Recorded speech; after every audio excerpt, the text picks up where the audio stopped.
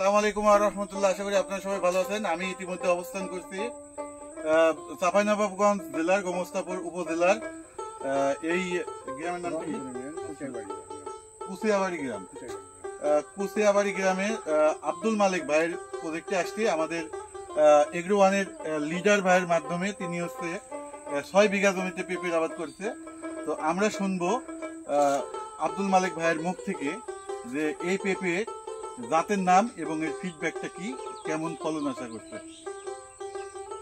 একটু বলেন যে আপনাকে কি জাতের পেঁপে করছেন এবং ফলন কেমন আছে। গ্রিন লেডি পেঁপে করেছি, ফলন আল্লাহ দিয়েছে আলহামদুলিল্লাহ ভালোই আছে।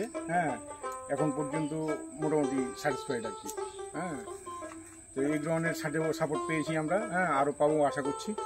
এই অবস্থায় হ্যাঁ আরও যেন ভালো সফলতা অর্জন করতে পারি, এটাই আশা করছি।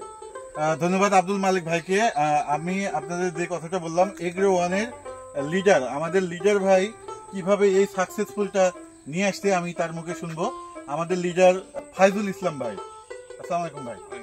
আপনি কিভাবে সাপোর্ট দিচ্ছেন এবং এই সাকসেসফুল কিভাবে নিয়ে আসছেন যদি একটু বলতেন।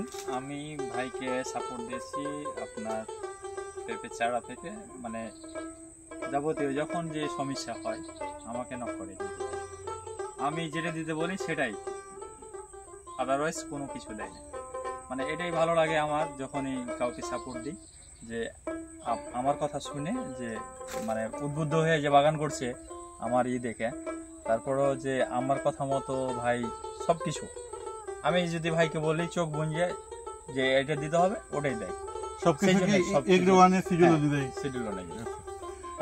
ধন্যবাদ ফাইজুল ভাইকে।